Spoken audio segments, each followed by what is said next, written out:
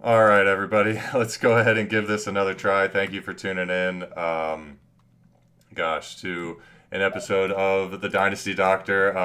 I have my good friend Kyle here. We just tried this a second ago and he lost connections. We're going to go ahead and try this again. We are here today, episode 6, to break down our free agents. Just want to go ahead and show my Twitter page really quick. This is a new channel. So if you guys are coming over from Twitter and you're going to follow along on YouTube, please like and subscribe, all that jazz. But otherwise, yeah, Kyle, thank you for being here today. You've been a guest before. This is your second time. You and I are good buddies. We go way back, play in a few dynasty leagues together. So, is there anything that you want to say before we go ahead and get started? Yeah, I mean, second episode. I did not mean to leave that first time. I want to be here. A lot of free agency news just came out. It's fresh. I want to discuss it, so I'm excited to come on and get into it. Let's jump into it. Yeah, let's go ahead and do that. So really, I have a spreadsheet here with all the different positions, all the fantasy-related positions. We're going to start at QB, go running back, tight end, wide receiver, maybe in that order. Have a couple guys here that we bolded. Guys, I think I want to spend a little bit more time on. Certainly, a lot of guys, new backups, changing teams. But this is anybody that re-signed on the same team, signed to a new team, got traded, tagged, tendered. We'll talk about that. Bring up Jordan Mason when we get to the running backs and the tender situation that they have going on in San Francisco. But without further ado, let's go ahead and hop right into it, Kyle. Geno Smith is now a Las Vegas Raider, joining Pete Carroll, coming over from Seattle. They did not want to give him the money, decided to pay Sam Darnold instead. How do you feel about Geno Smith? Because it seems like they want to give him a longer extension, maybe not necessarily be a bridge quarterback, but maybe somebody that they want to build the team around. Yeah, I mean, fantasy, I love the spot. I mean, Geno's been known to sling the ball, and, Raiders are starting to get some playmakers. Brock Bowers is a star. They got Jacoby Myers, and then they got the 12th pick. A lot of people are saying Jonty. So this could be, a high-scoring offense. I think Geno is a good buy low guy. For the team, I think it's some good stability at quarterback for the Raiders. They haven't really had that in recent years. So I think it's a good buy for both sides, fantasy and real life. Yeah, I would agree. I think he could be a good buy low. I do like the situation in Las Vegas. Jacoby Myers was solid. Brock Bowers is a stud. Sounds like they're going to be targeting the offense early in the draft. Still looking for that, real alpha wide receiver one, running back. So this is a team that's only looking to improve and add the offensive weapons. And I do have a lot of trust in Pete Carroll. Reuniting with an old coach is always good. Really don't have to spend a lot of time ramping up, getting up to speed. So would you say, where would you rank Geno Smith? I mean, are you putting him as a top 15 quarterback for next year on that high, quarterback 2 fringe? Or do you feel like maybe that's maybe a little too generous? Yeah, I think that's a little too high, a little too aggressive. I think he's a safe QB2. He should always be in that QB2 range. He's not going to dud and kill you, but I don't really see that QB1 upside. He doesn't have an elite receiver. He's going to probably rely on Bowers. And it might take some time adjusting to a new offense. A lot of guys don't come out of the gate and just start sparking up the stats. So I think a safe in that 15 to 20 range is where I'd put him. And I would agree. I still think he is a solid QB2. He's somebody that in a super flex league, I think you could find really good value. But in a one QB league, he's nothing more than a backup. I think you're really going to see other guys shine. And with that, I actually want to jump right to Sam Darnold and even compare. I think he's a good opportunity or a good comparison to Geno Smith taking over for Geno in Seattle, but I would argue that Sam Darnold has a better weapon in Jackson Smith and Jigba. They're certainly the best wide receiver between the two teams. I'll ask you the same question then. Or you can even give me a comparison. Do you think Sam Darnold or Geno Smith has a better year in 2025? That's tough. I think the Seahawks really offloaded a lot of guys, so I expect them to add in the draft. Right now, they only really have JSN as a target, and I don't love that. So I would have to lean Geno right now, but if Seahawks add some playmakers in the draft or free agency or something, I think the situation is going to be better in Seattle, but, it might just be a run game with the Charbonnet, Walker, and, kind of just playing that, don't make a mistake rather than a fantasy upside. So it depends. That's tough. Yeah, you left that pretty open. I do like Ken Walker. I think he's probably a good buy in this situation where Seattle's retooling. They got rid of, we all know that they got rid of DK Metcalf. They released Tyler Lockett. So there are a lot of open, I don't want to say open chances or open, available touches. And I think a lot of that's going to fall on Walker. They might give Charbonnet more of the look and really be more that running back heavy team than asking Darnold to go out there and sling it 40 times a game.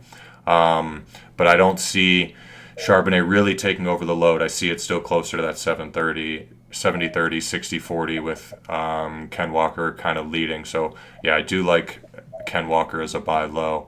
I might have missed your answer, but just tell me straight up, Sam Darnold or Geno Smith in 2025? My biggest thing is what they do in the draft, I'll say. But if it's right now, I would take Geno Smith. Okay. Interesting. The next quarterback that I want to touch on, and we have a lot here, but once again, if you're just tuning in, I really want to focus on the guys that I have bolded here to start, and then we'll go through a little bit quicker, especially some of these backups, some of these guys that we're not as interested in. But this is everybody and anybody that signed a contract this free agency period. Justin Fields is really interesting to me. I was not convinced when I heard that he went to the Jets. I know he's reuniting with Garrett Wilson. They went to school together. They got Breece Hall, new head coach, and Aaron Glenn, who I couldn't even tell you who they brought in as the offensive coordinator. There are other YouTube or other fantasy channels out there that are saying Justin Fields has the highest ceiling of all these new quarterbacks, that he's a locked-in QB1, top 10 QB this year. I think we're still maybe living off of that 1 year in Chicago where he ran away in fantasy and at the second half of the year was everybody's darling. Do you see Justin Fields at least having top 10 potential? Do you feel like he's a lock for the top 10? I see the potential, but I'm nervous to say he's a lock for that high. I mean, you could see me smiling a little bit. Jets are my team. There might be a little biased here. I do see the upside. I think he has all the tools. The rushing upside in fantasy is exactly what you want. That's why people are taking chances on guys like Anthony Richardson. And, even if they don't have that throwing skill set, in fantasy, that rushing upside is enough. So I think Fields has shown enough. He's had, 4 years. Even last year, he was playing pretty well on the Steelers, right? He was 4-2, I think, and then he got benched for Russ. Yeah. He's shown improvement, and I think a little familiarity with Garrett Wilson could go a long way. I'm not gonna put everything and trade for him like he's gonna be a QB1 for the rest of the time, but I would love to buy low on Justin Fields. I just feel like we missed the opportunity to do so. And that's what I was going to say. I think you brought up a good point, is that he could potentially be a buy low, but you might have missed the opportunity. I think anybody that's been holding him last year now sees the potential. So unless a team that's not competing in 2025, I can see that. If a team is rebuilding and they have Justin Fields, I could see myself going to them and going, hey, a year from now or 2 years from now, Justin Fields will probably be out of a job again. Because you're buying him for that 1 year hype, that 1 or 2 year hype. Maybe he does surprise us and stays with the Jets and signs an extension and they don't draft a quarterback 7th overall, because that would be pretty much what it takes, is if the Jets pass on a QB at 7 and Fields goes out there and has a halfway decent year. That's all it might take for them to extend him, and now he's the quarterback of the future, the next 2 years, the next 3 years, and as the Jets are maybe trying to figure it out in next year's draft class. Yeah, I would say it's a high risk, high reward situation because, he could, like, how many quarterbacks have the Jets done well with over the last, 2 decades?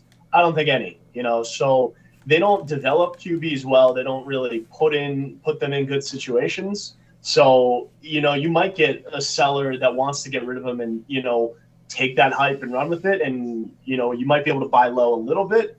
But you got to understand the upside, and the Jets are desperate to get a quarterback. And Justin Fields is a young potential quarterback. He was a high pick.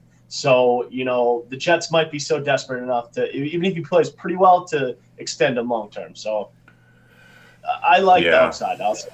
Yeah, Fields does seem like someone that would stick around even in a backup role. If he had a bad year, you could see him, competing or going to a team and competing, similar to Daniel Jones. And maybe let's take that as our transition. Fourth QB that we're going to talk about that I have bolded here, Daniel Jones signs with the Colts, going into the offseason to compete with Anthony Richardson for the job. This is interesting to me. I don't know if I would necessarily be buying Daniel Jones if I was the owner.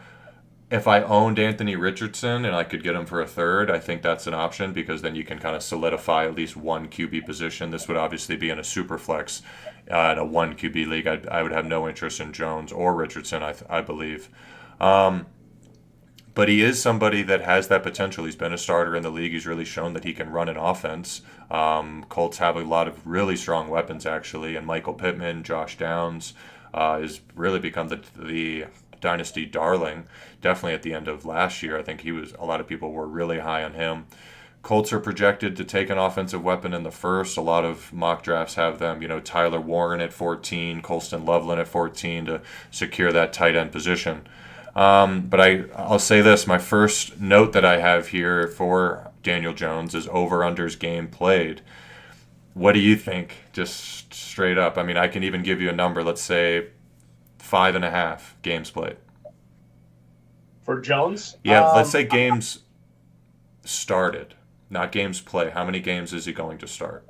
Yeah, I would take the over. I think the Colts have kind of grown frustrated with Richardson. I think there are doubts that he can make the throws and, get the offense moving. So I think Jones is going to be possibly the starter out of the gate, and then, Richardson might come in. And I'm really not sure how it's going to play out, to be honest. I wouldn't pay much for, Jones. I don't think he has a long-term future. I think it's more of a battle it out, see how it goes. And if it doesn't work out, they'll probably be looking to, draft someone in the near future or a big trade. I don't see either of these guys as the answer for their QB situation.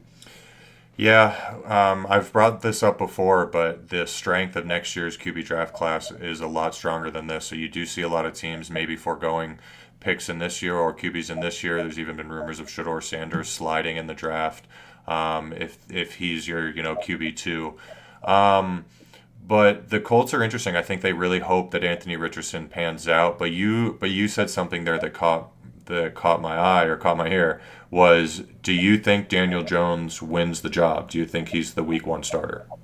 I think he can be. I think Richardson will start more games in total. He should start probably 10, but I think Jones will probably start about 7 of them. Maybe start the year, show him how it's done, how you're supposed to prepare. And Richardson needs to learn. He's proven he's not at that point. He needs to sit behind someone. And I think that's why they gave him $14 million, to come in, be the starter for at least the start of the year, and then try to hand over the reins to Richardson when he's ready. So I would assume Richardson comes in about week 5, week 6, and takes it over. And if he struggles, then it's back to Jones. That's what I would say. That's interesting. I could see it the other way, where Richardson starts the year and then gets pulled, 4 or 5 weeks in, just like we saw when they had Joe Flacco. Does he come back? Is it a pull because of injury? Does he just get tired and he takes himself out of the game? As we all know how that story went. So I think from what I'm hearing and from our discussion, this is a true QB battle. I think we're both leaning towards Richardson will probably start more games. I think the team is going to want him to start more games, where even if they're not sure, they're going to lean towards Richardson's side. They're basically going to say, go out and win the job. Go out and prove it. And if you can't, wouldn't be surprised if Daniel Jones, if they do take a rookie, sticks around to support that rookie. He's much more of that veteran presence in the locker room. Does Daniel Jones want to be a backup, or does he want to continue to compete for starting jobs? Where Anthony Richardson, he's not a backup. If he doesn't have it, he's going to be out of the league. The Colts are going to find someone else. You don't back up a quarterback that you can't trust like that. Right. So really interesting. I mean, there. these guys were the worst and the second worst at QBR last year. So these two, I think they brought him in more to, show him the professionalism, how to study for a game, how to prepare. But, someone that Anthony Richardson can beat out, in practice. And, they didn't want to bring in a bigger player like a Geno that'll outshine Richardson in practice and make him look like he shouldn't be starting. With Daniel Jones, I think it'll be a close battle. They'll go back and forth. He'll show him how to prepare, and hopefully Richardson can learn enough and take over. But if he fails, I think they just go to the draft next year. And I absolutely agree with that. I do think, if they were to bring in a guy like Sam Darnold, it would have been to win the job. So Daniel Jones fits that perfect mold of he's there to compete, but not to embarrass the guy that you want to have start. The only other guy that I could really compare to Daniel Jones in that same situation would be someone like Jimmy Garoppolo, although he just re-signed with the Rams, someone that is a really good backup, but maybe could compete for the starting job one day, depending upon the right situation. Yep, spot on. So we have a good number of backup quarterbacks here, some guys that signed one-year contracts, guys that got traded. So we'll start with Kenny Pickett. I just want to ask you, are you rostering this quarterback? And this would obviously be in Superflex. So are you rostering Kenny Pickett in a Superflex league? I think I have to be right now. I don't think they have a starting quarterback right now. I think they're leaning towards signing Kirk Cousins when available, but I don't think they have their QB. Watson's out for the year. They traded DTR. Jameis Winston is unsigned, I think, still. So, Kenny Pickett's the only one on the roster. I think you got to hold him until, you see what else happens. That's really interesting. I guess let's leave it right there. Let's say week or going into the offseason, it's Kenny Pickett versus Kirk Cousins. Do you have faith, or do you think Kenny Pickett could actually win that job and be the week one starter? No. Okay. I think if Kirk Cousins signs, he's coming in as the starter, and I think that is going to be the plan. So I wouldn't be banking on him winning the job. But, if he's a starter as of now or even in the competition, I think you've got to hold that. QBs have so much value in Superflex, that starting QBs. So, if it's even a battle, I think it's worth holding on to. Okay. And I think that would be the thing, is it would be, how are the coaches talking about this? Is it a battle, or is it, or are they handing Kirk the keys? Yeah. Are you rostering Dorian Thompson-Robinson in Superflex? Most likely not. I mean, if you want to hold them for the upside, I still think they even said that McKee is going to be the backup. Obviously, Hurts is the starter, but it's such a good offense. If he ever did get some time, I think he could. Nah, but realistically, no. I wouldn't be holding him. I think I've seen. I was going to say, are you going to sit here and talk yourself into rostering Dorian, DTR? And I'm like, no, I wouldn't hold on to him. Okay.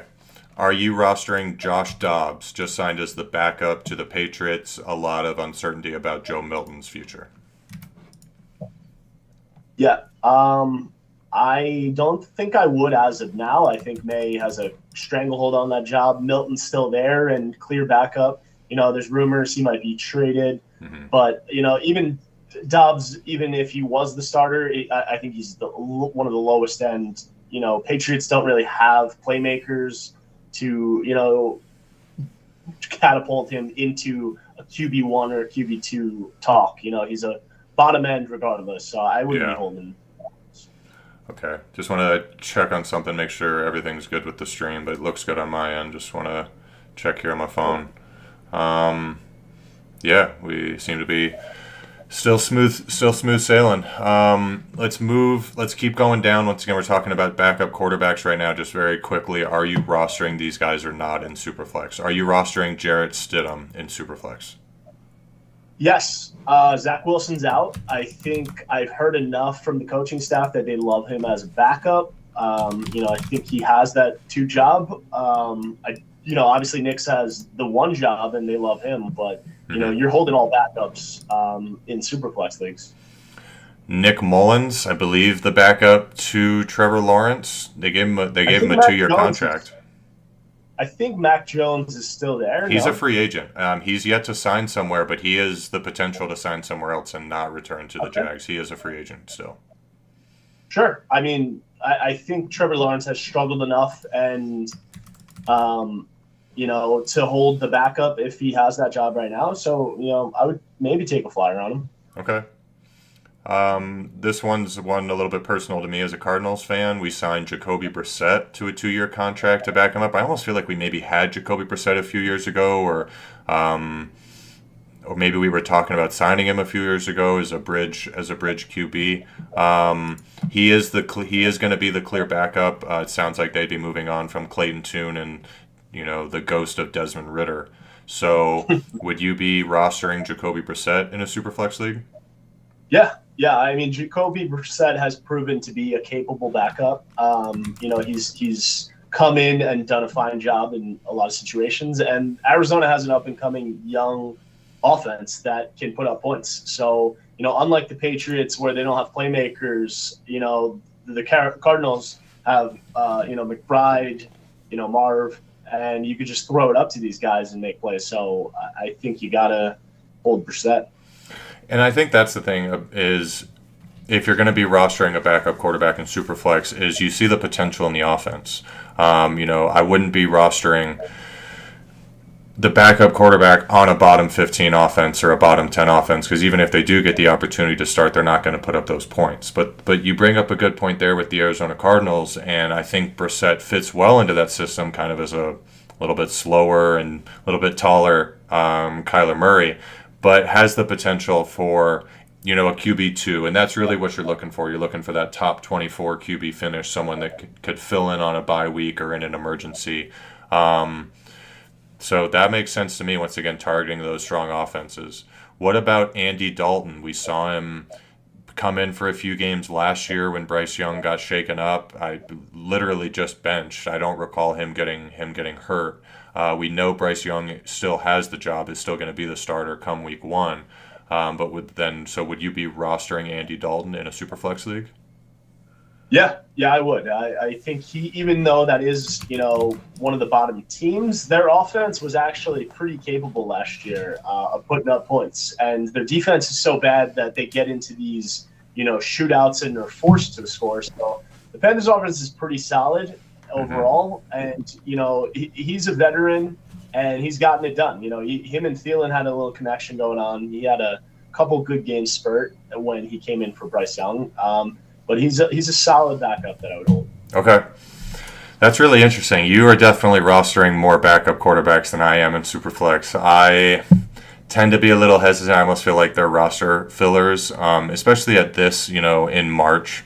I'd be more likely to take a shot on another guy or some other, deep bench stashes, someone that has the potential to move up, where I don't think I'd be currently rostering a lot of these guys, knowing even 6 months from now they're still going to be in the same position. They are still going to be that QB2. But if you have the space, if you're in a league with, really deep rosters and you're looking at the waiver wire and who's trending, and there just aren't really a lot of good names out there, grab some of these QB2s, absolutely, because, at the start of the season, come September, a lot of these guys will be on rosters. So grab the guys, as we talk about, in the more high-powered offenses, and just sit there and stare at them for the next 6 months. You're not going to do anything with them, but come the middle of September, come the middle of October, you're gonna wish that you had them.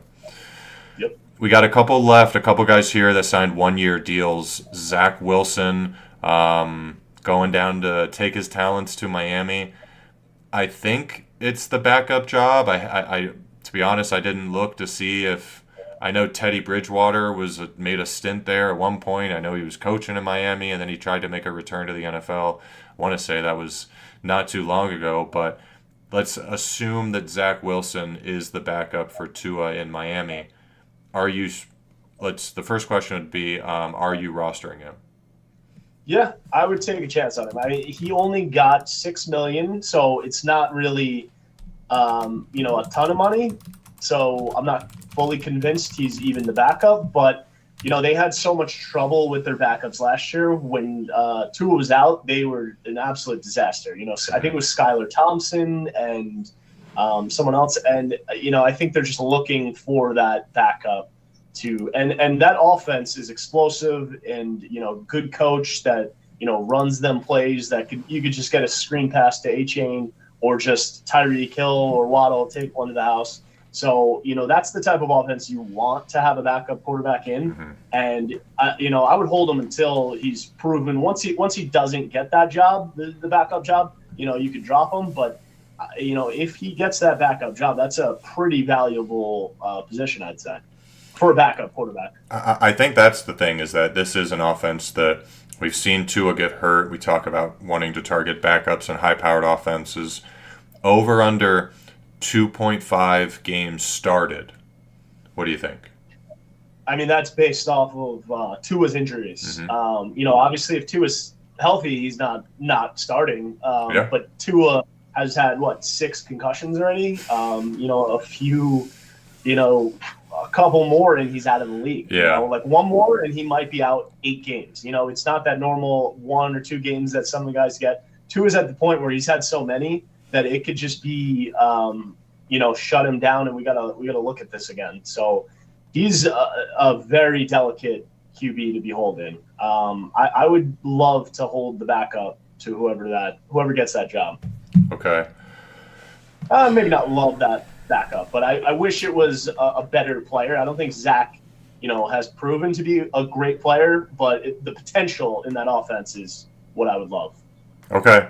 I think you and I are gonna confidently say under 2.5 games started, and a lot of that's Tua's health, because I would think Tua just played every game last season. He looked pretty good. He looked like he kind of shook off those injury concerns, and to bounce back. Was it this last year, or was it the year before that he played every game? I know he had a pretty strong. Let me pull that up. I know really quick. He did play all the games last year, because I know the backups came in and struggled mightily, and Tyreek had a big dip when he was out. So I think it was 2 through 5 or something that he was out. Yeah, he did. He missed 3 through 7 this last year, but then he came back and he finished the year strong. I think that's what I'm trying to remember, because maybe it was. Came back quite well. Yeah, so if we look here at Tua's, so he did only play 11 games in 2024, but he played all of 2023. Man, the guy's been around and had so many concussion problems, I keep forgetting, because I think it was the fact that he played every game in 2023 that people were really hyping him up and being like, hey, maybe the concussions are behind him, just to have another one last year and get hurt again. So the concern really is about his health. Zach Wilson is interesting to me. I think if he does end up being, the surefire backup quarterback, I do like this one. I actually do support this one as someone to roster with the potential to not only start some games, but be in that high-powered offense. And I think the coach would put him in a great situation. Yep. 2 more here. Jimmy G with the Rams and Marcus Mariota today re-signed with the Commanders. Could argue both of these, once again, are kind of high-powered offenses. Are you rostering Jimmy G or Marcus Mariota in a Superflex league? Yeah, I think both get the yes for me. 2 great offenses. I think Rams are now with Devontae Adams super explosive, and just both of them have great offensive coordinators as well, which is a lot easier to work with the backups, I think. Mm-hmm. So these are both veterans that know, their game. They don't come out there and try to do too much or something. So, don't expect too much out of them, but I think it definitely holds. Okay. That sounds great to me. I think that makes a lot of sense. I think they're both be holds, and once again, a lot of potential, but so much of this is going to be depending upon the starter.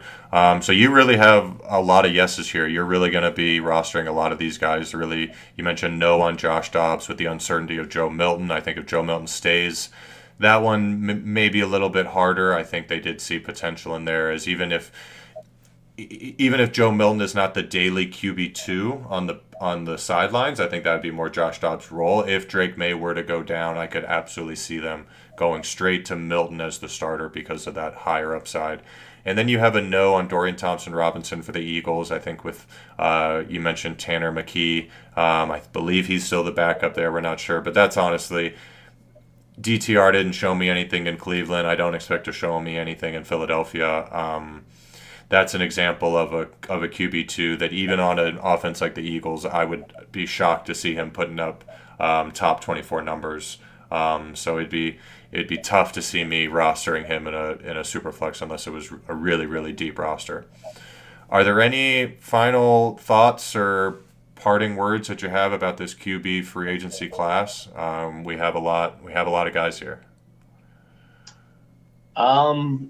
I think there's going to be a lot of turnover in the next year. So a lot of these guys, just be careful if you buy them. Even a guy like Geno or Sam Darnold, it could be, a year and a half, and then they're giving the reins to someone else. Yeah. So, don't buy these guys and, be giving, early first round picks thinking these are franchise quarterbacks. Even Justin Fields, don't think, he's going to be that explosive QB1 and give away all your assets. Just be careful. This is not, a dream class of free agency. It's, iffy. I agree with that. We talked about maybe some of these guys as buy low, depending upon, once again, if a rebuilding team has Justin Fields, you could probably convince them, hey, it's only a 2-year deal. Maybe he doesn't have a job next year. And if you're competing, I like him as a target, but really only if someone's giving him away. I certainly wouldn't be giving, a late first, maybe an early second, depending upon what my team needs were. So, well, fantastic. I do want to transition here. We're going to transition over to running backs. Going to quickly take a short break, though. I want to check on something really quick. Make sure that away. Certainly wouldn't be giving. Working smoothly.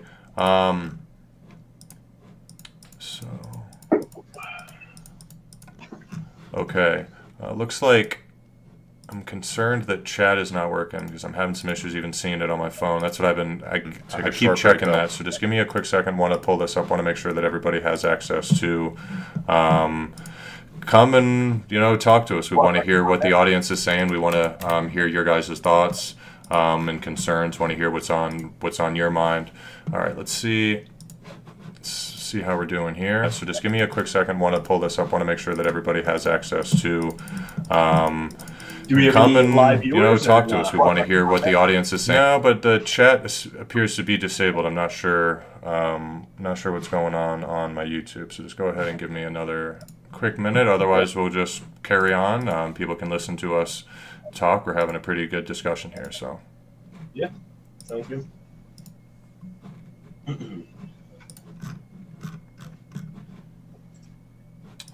Okay. All right. Not sure. Just going to go ahead and leave it. Let's just go ahead and keep on going. So want to transition here to running backs. We'll probably go a little bit quicker through these next couple of positions, but we got a good number of running backs here. We obviously know it's a very strong running back draft class, so I think a lot of teams were maybe a little bit hesitant to sign the veterans and to give them some big money. But really the big name, Aaron Jones, returned to the Vikings on a 2-year deal. Still would not dissuade me from drafting a rookie that got drafted there. If they drafted a rookie in second or third round, I still think it's a great landing spot.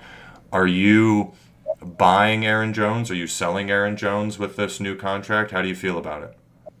I think I'm using this to sell him. Not that Aaron Jones is washed completely. I just think the combination of injury history, he's probably going to miss half the season at this point, and he's approaching, probably 30.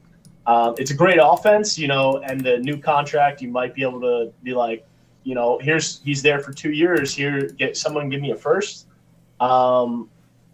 Maybe not, but I would be trying to push that narrative and thinking, high upside in a great offense. But he's too injury prone. I don't think he'll make it through a whole season, and they're probably going to be drafting someone to, possibly split with him. So I don't see him as a RB1 anymore. I think he could be an RB2, but the injury history really makes me want to sell. Yeah, that's tough. I mean, he definitely has had some injuries, but it is a strong offense. I mean, I do like what the Vikings are doing. I do have faith in JJ McCarthy coming around. So, if someone is selling him, for a mid-second, I might be interested. I think especially when you're on the clock, if you got some guys who are seeing some rookie names and hey, I really want to trade up. I really want to get that. I really want to get up to the 206 or the 208 because there's a rookie running back on the board that some guys fallen in love with. But I agree. I think Aaron Jones is someone that probably a year or two from now he's not going to have as much value. So I do think selling now is a pretty strong move. Javonte Williams, we're gonna just keep on going. This is another name. The reason why I'm highlighting him is because he did sign with the Cowboys. I think that's everybody's kind of favorite landing spot these days. The Cowboys did not re-sign Rico Dowdle. So off the top of my head, I don't even know if Javonte has any competition in Dallas. I think a lot of people think that they're going to draft a rookie. I think that's really, do they take Ashton Genty at 12 overall? What are your thoughts on Javonte Williams? I wouldn't get too excited. I love the landing spot if you have him. I would probably be reaching out to people to try to sell him. I think Cowboys are definitely going to take a running back in the draft in one of the deepest classes. Do they go Jonty and totally go all in? I feel like that's a little too risky. They have a few too many needs to do that, but there's so many running backs in this class that can overtake Javonte Williams. Javonte Williams has had a bunch of injuries as well. I don't know what you can get for him, but I would be looking to sell on the possibility of him getting that RB1 workload, because the upside is if he got that job, that's an elite running back, but it's probably not going to happen. Yeah, the Cowboys are interesting. They decided to give Zeke, half the season before they realized he was washed, and kind of feels like that could be a similar situation to Javonte, where even if they do take a rookie, that Javonte Williams is the starter week one and almost has to lose the job. I don't think it's very hard for Javonte Williams to lose the job because of what we've seen. I really think the knee injury that he suffered early in his career did a lot. I don't think he's the same player that we saw before the injury. So I like the idea of selling on upside. Hey, I have the Cowboys' current RB1.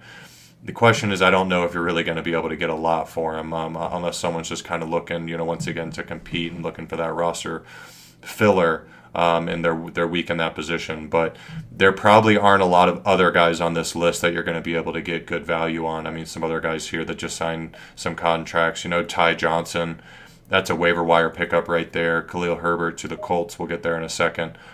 I think Javonte Williams is someone that you certainly want to have on your roster and you want to hold, and you really just want to wait and see what happens. I don't think you're going to get a lot for him, so I wouldn't be selling him for nothing. I think that's maybe where I'm trying to get to is if the right offer comes, certainly take it, but I do like the upside personally in the opportunity to compete in training camp because it's most likely he's going to compete against a rookie, and Cowboys really don't like starting rookie running backs.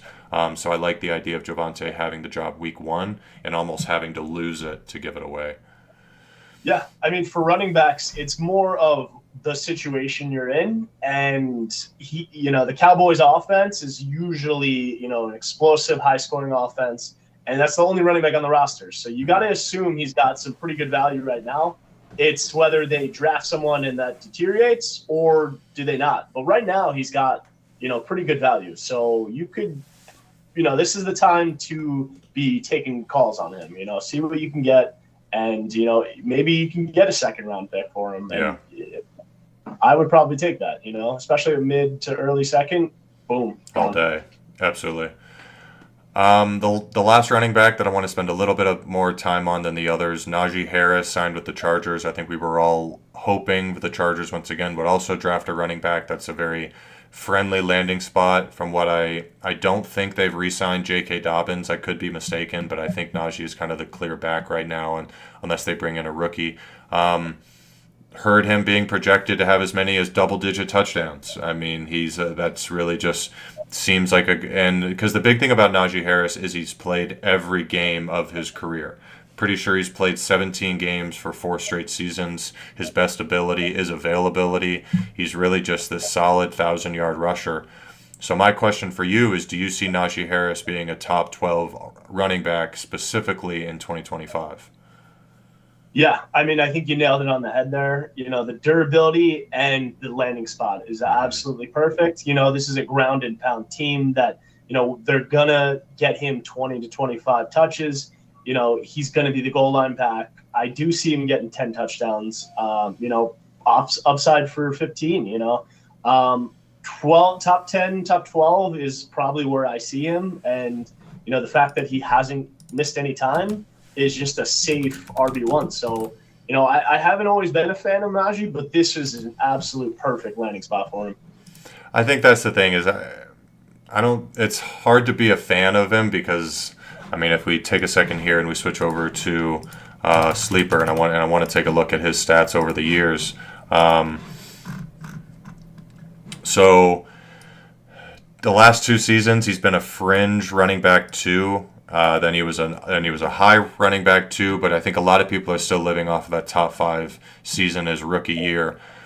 But his stats have been very consistent. Really, the difference between his rookie year compared to the rest are those receiving and those receptions. But he's pretty much averaged 7 rushing touchdowns a season. He's broken that 1,000-yard barrier every season. Obviously, a little bit more his rookie year, but we really see here he had almost double the targets and almost double the receptions, which is going to move a guy from that 15 to 20 range into that RB1,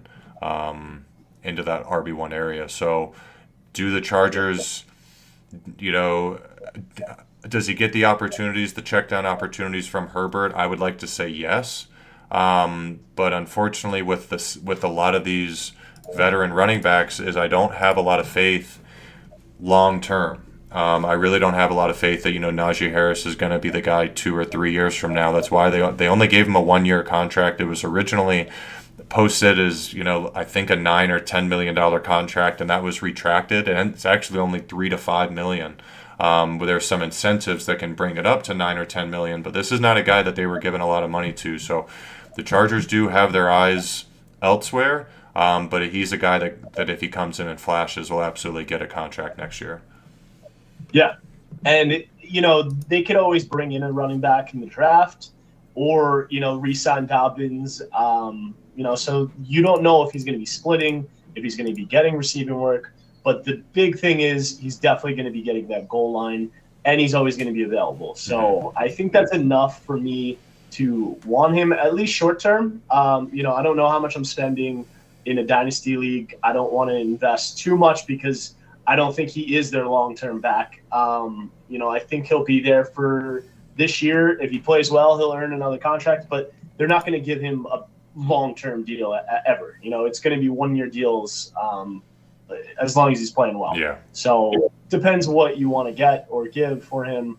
But this year, the upside I do like. Okay. I like it.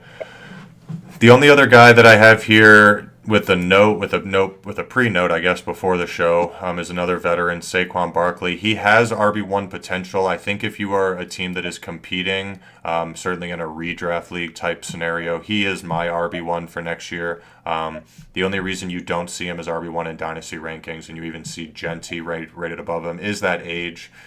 Did just sign a 2-year extension. I don't know off the top of my head, is that 2 more years moving forward? Is that 25 and 26 or 26 and 27? But I like Barkley. Certainly if you're competing and if I doubt a team is selling cheap, but still 2 to 3 years of solid workload in that RB1, especially top 5 RB potential. I'll go ahead and leave it at that. I do want to sit here and kind of go quickly through some of these other running backs. I'm going to go ahead and answer some of the easy ones. So I think Jordan Mason, you're absolutely rostering single QB or super flex. I don't think that's much of a question. Let me get some of your opinions here quickly because I imagine a lot of these are going to be no's. But Ty Johnson, let's say we can keep this single quarterback. I don't know if you're going to have a big answer or a big difference of an answer between single quarterback and super flex, but are you rostering Ty Johnson? No, I think he's at most, receiving back, change of pace.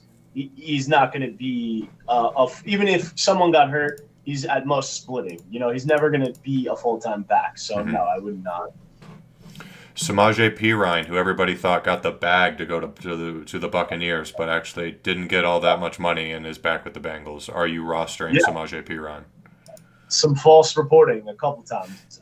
No, I would not really roster Piran. I mean, he's a solid ad for their team. I think he's a good pass catcher blocker, but that doesn't really translate to fantasy.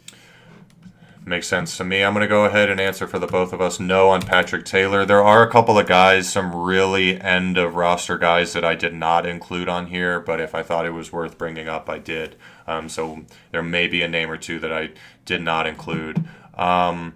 Elijah Mitchell with the Chiefs. I think it's just because it's the Chiefs, it makes us all kind of perk up, but I'm probably not rostering him with all the weapons that they have there. How do you feel about this? Yeah, I'm a little different with you there. Mitchell has shown lots of flashes for me. I mean, it was San Fran. A lot of running backs do play well there, and he has gotten injured a lot. But, similar to 49ers, the Chiefs have proved to make running back a great spot. And, I can't even think. Hunt, I don't know if he's definitely there. I was going to say I He's think Kareem so Hunt is a free agent, so I was going to say is this dependent on Elijah Mitchell being the RB2? I mean, probably. I don't. I think if they have Hunt, yeah. If he's the third, I wouldn't be probably. Yeah, I would say that. If he's the Okay. RB2, I'm there. I'm holding him. Okay. Jeremy McNichols, and I believe the Commanders still have Brian Robinson. They still have Antonio Gibson. I haven't heard otherwise. Yeah, I wouldn't be holding McNichols. I think Antonio Gibson's on the Patriots though. He left last year. Did he let? He Who was the pass catcher for? was Eckler. Eckler. It was Eckler. I was about to switch over. You got me on that one. Gibson was there. Was he there Gibson too? got traded I think, a year ago. That It sounds was right. like in But the last he off. didn't do much as the RB2 for either team. So, but yeah, Yeah. good Is catch there. Eckler there still? Is he on roster this year? I believe he is. I mean, if I'm just pulling him up on Sleeper, um, as far as I know, he still is. I mean, and even Eckler actually did okay. So he would definitely be Yeah. an RB2 as a whole, just randomly to bring that up. But no, I In that believe, offense, for sure. yeah. Okay, switching back over really quick to round out these running backs. Are you rostering any of these bottom four? Khalil Herbert to the Colts. Rico Dowdle signed a 1-year deal with the Panthers. A.J. Dillon signed with the Eagles. Might be a backup to Saquon.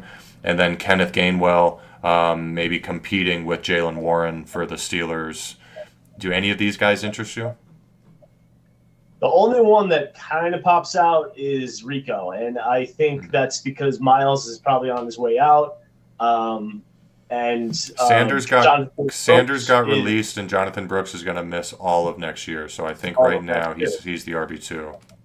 Yeah, so Chuba is in line for a big year, but any injury he catapults into a great spot where Chuba has been putting up RB1 numbers. Mm-hmm. So yeah, I would love to have that RB2. I don't know if it's gonna be Dowdle, but I think he's in line right now. Okay, and none of these other guys really interest me, even in RB2 scenarios. AJ Dillon with the Eagles, Walker, Yep. excuse me, Gainwell with the Steelers. So no, I think we're in agreement here. But a lot of really interesting names here. I'm going to transition to tight ends. Just going to take a quick break, though. So I'm going to go ahead and pause the stream, and we'll be right back. Cool. I love that.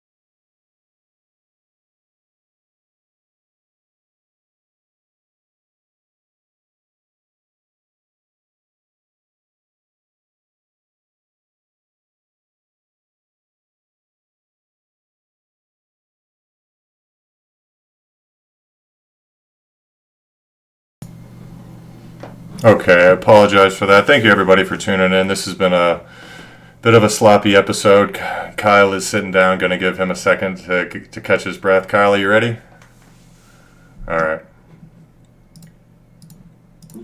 All right, I appreciate that, everybody. I just go ahead and I was trying to get YouTube working. I think it is. I think the comments on YouTube are working. So if you're following along, I appreciate it for sticking around through this learning process. But this has certainly been a lot of fun. So we have some tight ends here. I want to work through the tight ends rather quickly because we got a long list of wide receivers, and I would still like to get to the divisional breakdown of the NFC North. We'll see how much time we have here. So Mike Gesicki and Evan Ingram signed today. Mike Gesicki re-signed with the Bengals. Evan Ingram, I love the signing to the Broncos. Does he become that joker that we keep talking about, or that Sean Payton keeps talking about? Mike Gesicki, 3-year deal. I guess the question is, Eric All, he was a rookie that flashed in the pan, and I think a lot of people were rostering in Dynasty, got hurt, is actually projected to miss the entire 2025 season. Because of this 3-year contract, are you dropping Eric All? I mean, I'm sure you could throw him on IR, and maybe you want to wait it out for there, but if not, yeah, I'm dropping him. I think Gesicki has proven to be that guy. The only reason you want to hold a guy like Eric All is the potential of that offense. But if he's going to miss the whole year, I didn't hear that he was out the whole year. That's what I've heard because the injury was so late. Yeah. If that's the case, then yeah, I think you got to drop him. Gesicki has clearly taken over. 3-year deal is enough to really, you can work the wire and find someone better. Yeah, I think if you have the opportunity to put a second-year guy in your taxi, or if you really want to wait until he's put on IR with the expectation he's going to miss the whole year. But this really is dependent upon how deep your rosters are. So I see a bunch of guys out there on the waiver wires that I'm trying to pick up and hold and stash with that potential 6 months from now could be something. So I would probably be dropping Eric All if I absolutely had to, if he was not already slotted on my taxi squad.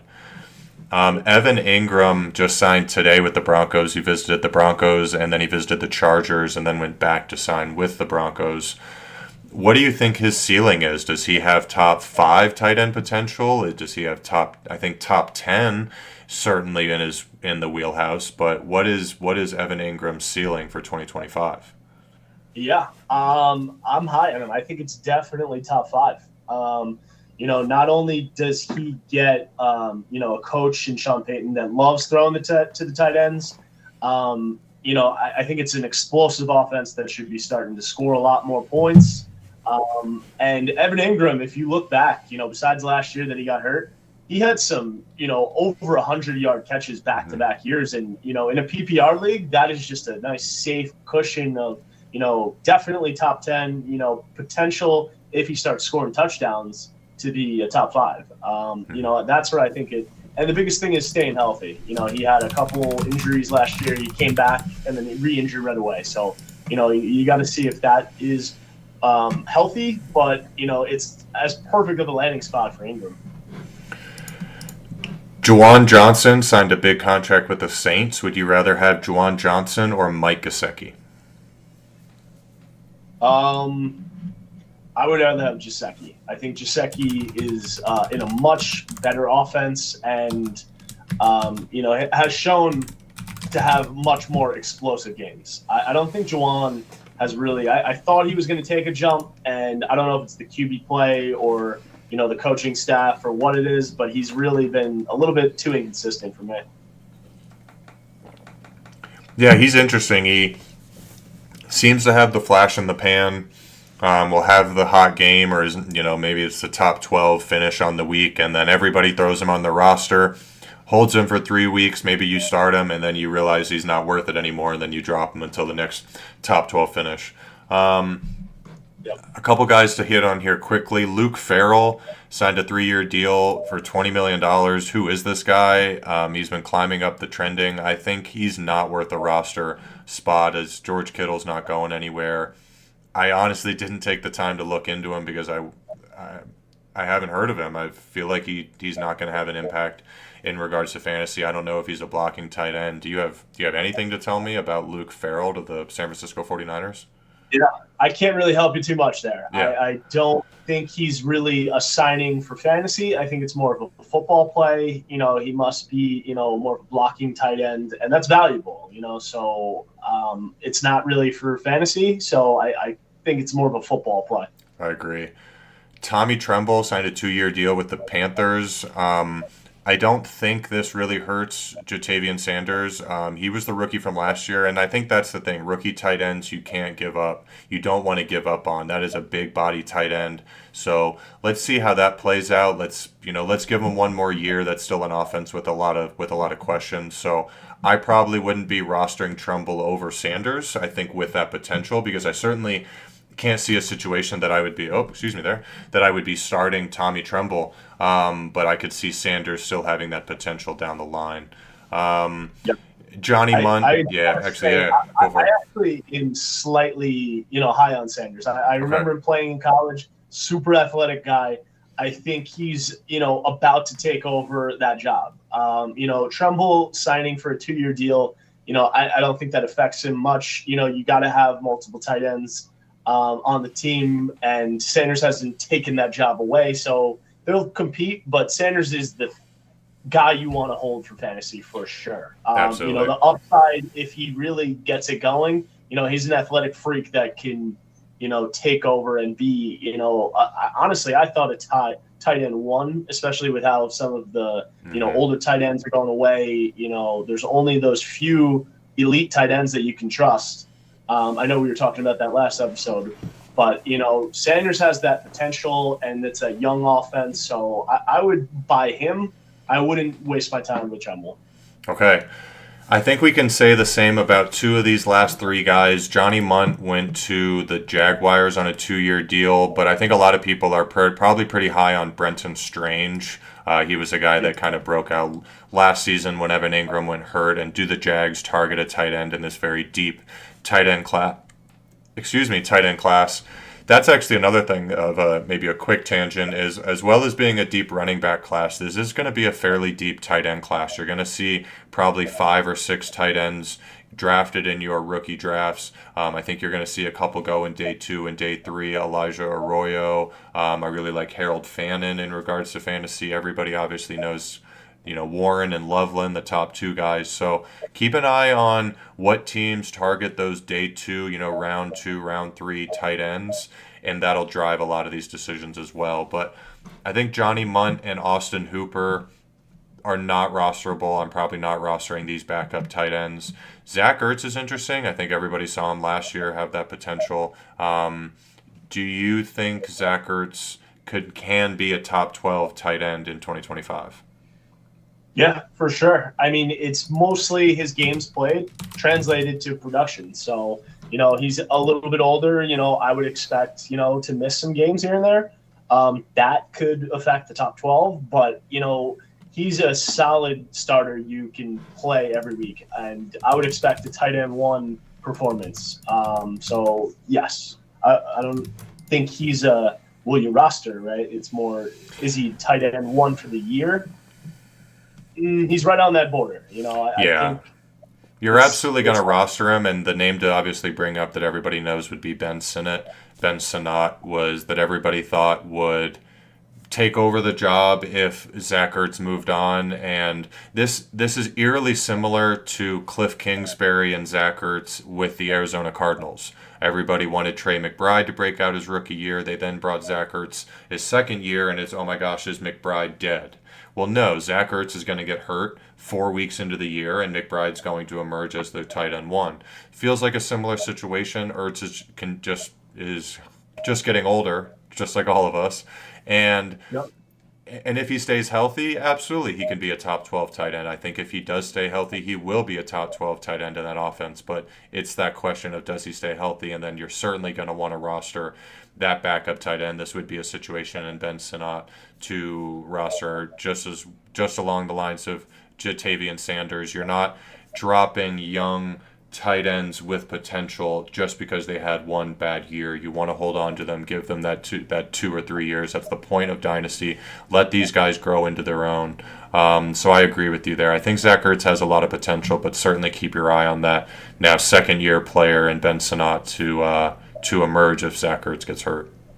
Yeah, and tight end is usually that position that usually takes a year, 2 years, maybe 3 years to develop. And I think there's a lot of misconception because, the last few years, there's been a bunch of rookie tight ends that just break out and they're expecting this now. But that has never been the case, for the last 2 decades. It usually takes a few years, maybe 3, 4 to get to that level where you're fantasy relevant. So hold on to these, second year tight ends. Don't sell them for cheap because, you should be looking to buy for cheap. Don't, buy them in a draft for a second and then panic and trade them for a third the next year. You should be looking to hold those guys. Okay. Fantastic. So that is the tight ends, free agents. We're going to go ahead and move on to our last position group. Wide receivers. This is anybody in this free agency period that was traded, tagged, signed, re-signed. Could be a new team, could be the same team. Really just want to hit on these guys that are bolded. Deebo Samuel, we all saw got traded to the Commanders. My question for you is Deebo washed? That's tough. It's trending, and there's a lot of pictures of him out there looking like he's got a little pop belly going on, out of shape. He's gotten injured over the last few years. I still think he's got the potential to play well, especially in that offense.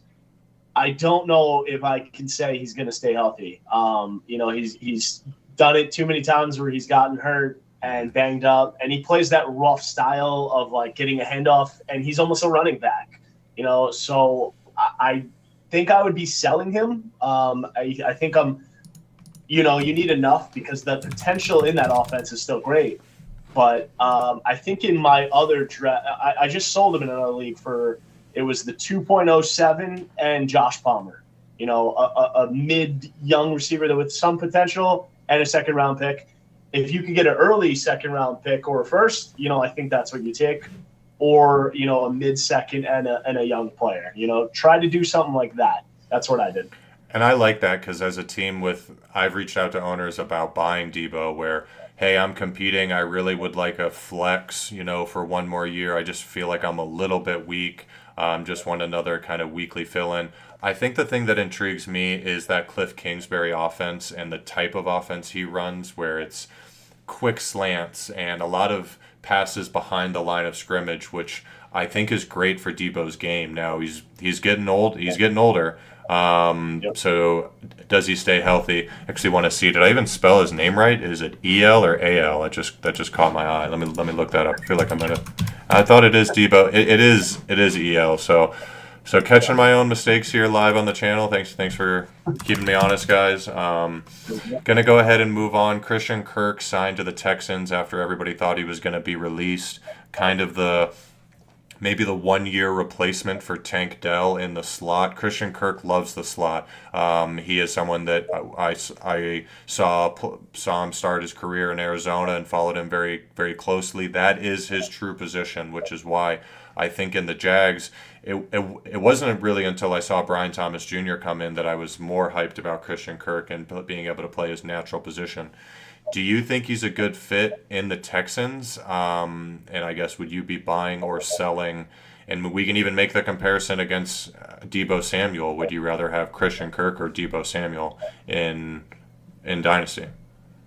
Yeah, that's pretty close, to be honest. I think Christian Kirk has a good setup. I think he might have a longer career and maybe a little safer career, but I would say Deebo's got the more potential for, he could go back to a wide receiver 1 type season, like in that offense, that explosiveness.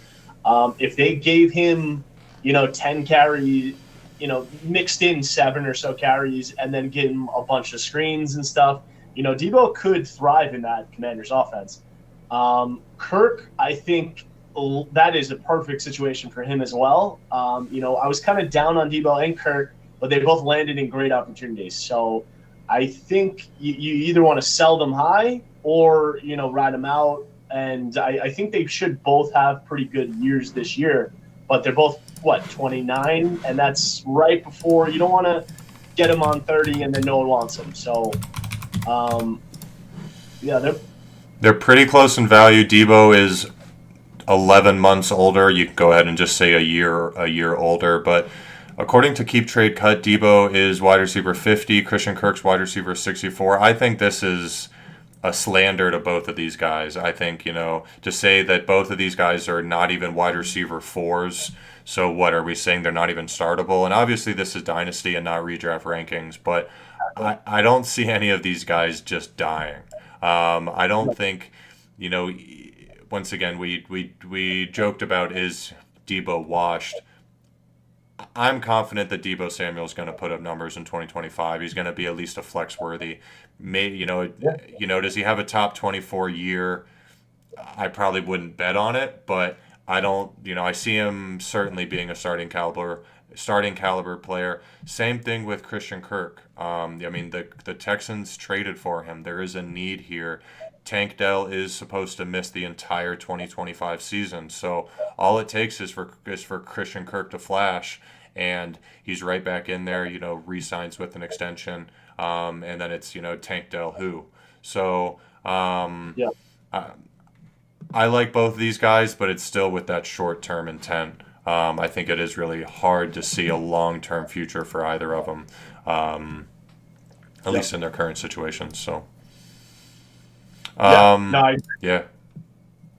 So DK Metcalf signed with the Steelers is tough. I think I'm going to hit on some of these guys pretty quickly because I think the big thing about DK Metcalf is who's the quarterback. We can sit here and talk about the potential and George Pickens. I don't expect them to trade away George Pickens at least this summer, but giving DK Metcalf a 5-year contract for $150 million really does seem like he's their one. And I think Mike Tomlin doesn't want to deal with George Pickens anymore, kind of the head case that we've seen. So would not be surprised if they move on from him, if not this summer, maybe next summer. I would assume that Rodgers is going to be the QB. So, all that momentum's going there. But I agree. I think they're going to give, Pickens one chance to prove himself, and most likely will be traded in the middle of the season before the deadline, as long as it works out with TK. But, I think for the beginning of the season, that could be, a good offense with them both on the outside. Those are two big-time playmakers that you can't double both. So I think it's going to have a lot of matchup problems. Rodgers looked good at the end of the last year. That could be an up-and-coming offense or back to what they used to be. They kind of died the last few years with, the Fields, Russ, Pickett.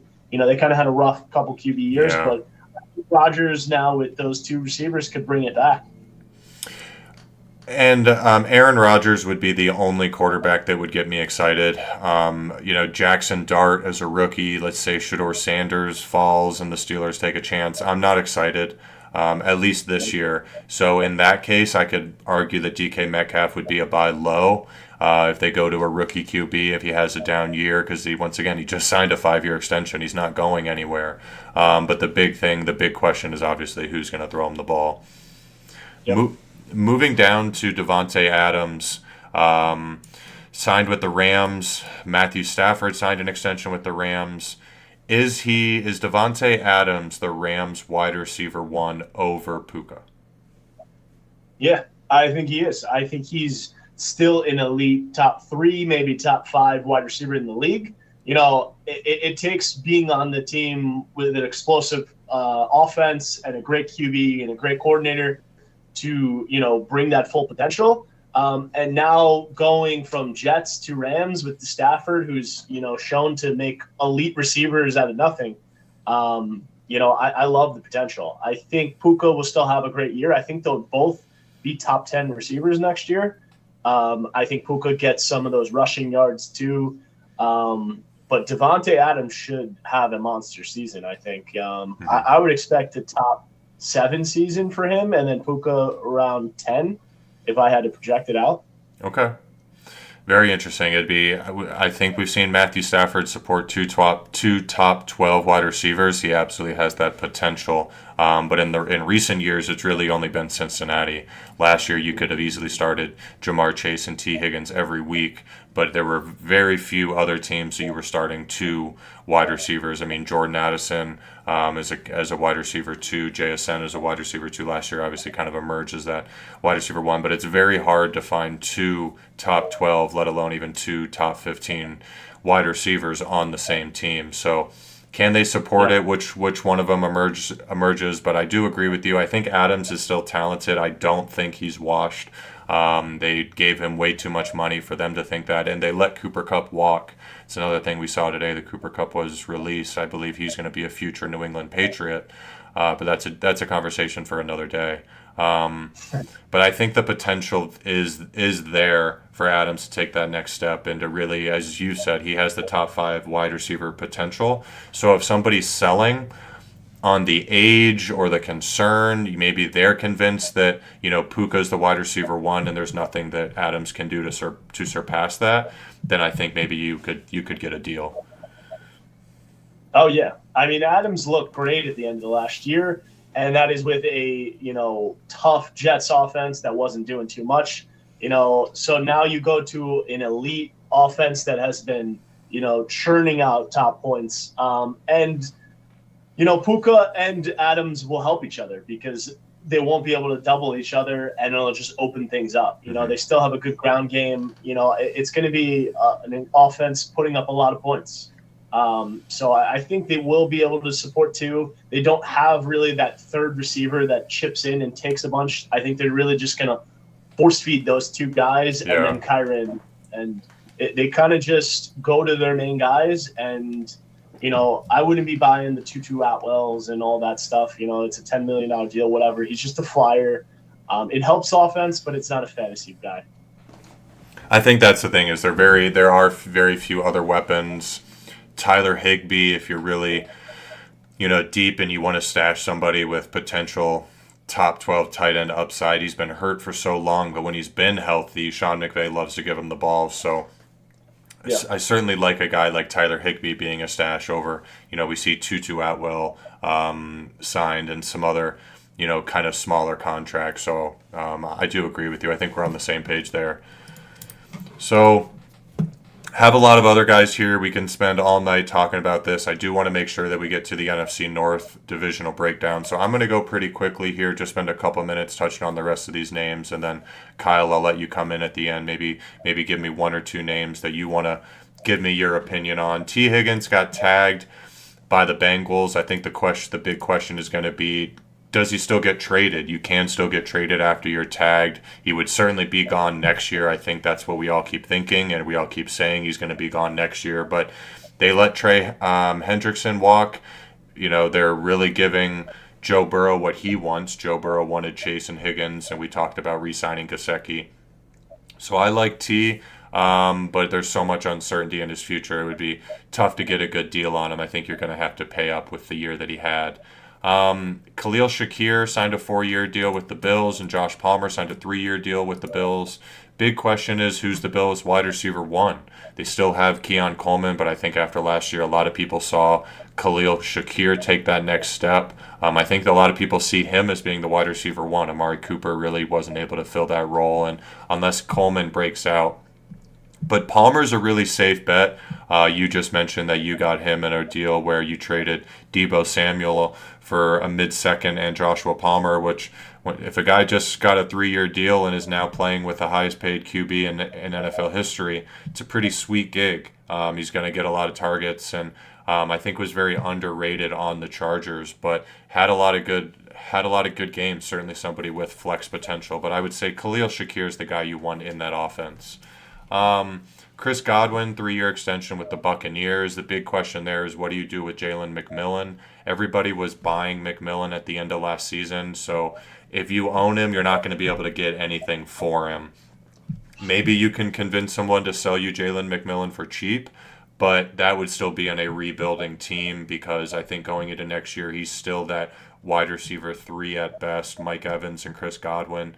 I mean, Chris Godwin said he took a he turned down $20 million more to stay with the Buccaneers. The Patriots were really trying to get him there, but he really sees potential and with Baker in that offense. So when a guy says that, makes me a little bit nervous about the other wide receivers on that roster. You know, a guy like Trey Palmer, we're discussing, you know, are these guys rosterable? I would say Trey Palmer is currently not rosterable.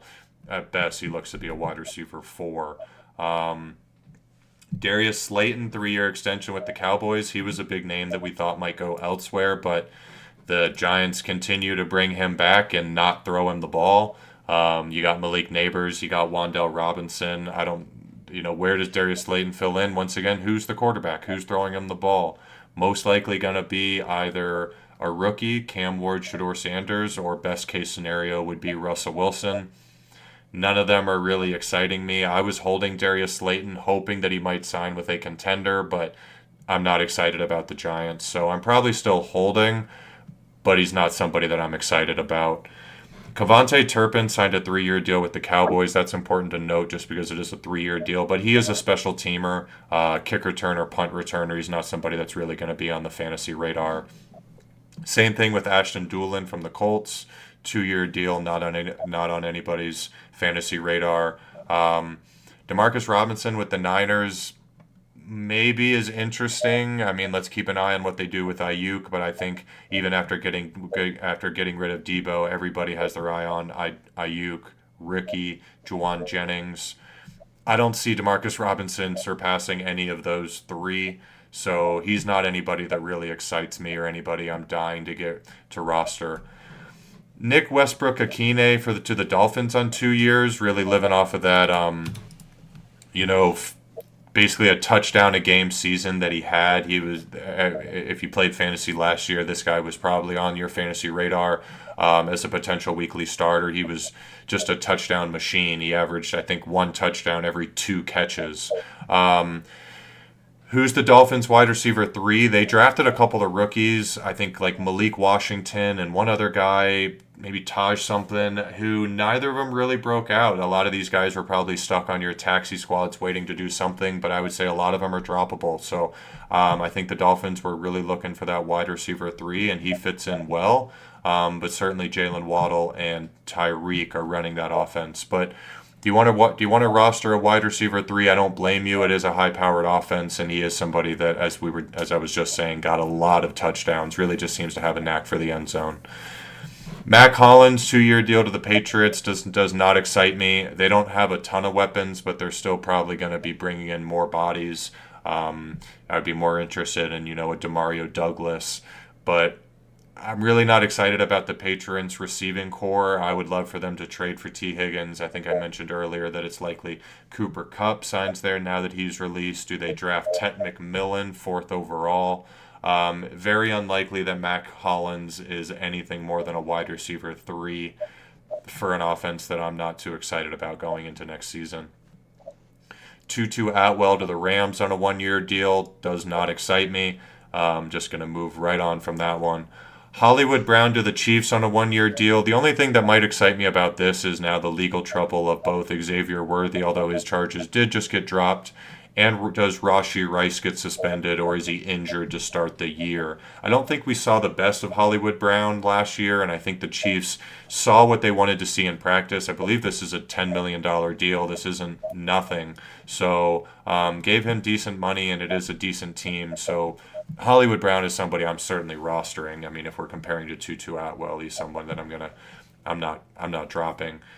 DeAndre Hopkins to the Ravens. Don't know what to think about this. Once again, probably not somebody I'm trading for. Certainly not somebody that I'm dropping. It's going to be a hold and a wait and see. What's up with Zay Flowers, Rashad Bateman? There are still a lot of bodies there, but I don't think Hopkins is washed. I think he had a down year with the Chiefs. I think he was ring chasing, and I think he is still here. But give him a whole offseason with Lamar Jackson. He's someone I'm really intrigued to see going into next season. How he does is certainly a late round flyer in redraft leagues. And then Zay Jones to the Arizona Cardinals. does not interest me. They have Michael Wilson as their wide receiver 2. Zay Jones barely got on the field last year. Greg Dortch, is more of that slot role. I think this is more of just a body filler. I could see the Cardinals targeting a wide receiver 2 in the draft, or I could say free agency, but free agency is kind of come and gone. Do they bring in a Cooper Kupp? But Zay Jones to me has no fantasy value. So Kyle, is there a name or two on this list that you want to break down? Give me your opinion on after everything that I just threw out at you. Yeah, couple comments that I felt off of what you were saying. Jalen McMillan, I think I am still higher than you're saying. I think even though he is that wide receiver 3, that offense is just so explosive. He's proven to be a young up-and-coming, almost star, I would put it.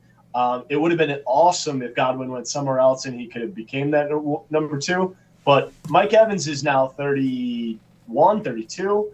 Godwin's coming off of an injury where he dislocated his foot. If either one of those guys misses time, he immediately slots in as a big-time, like a wide receiver 2 almost.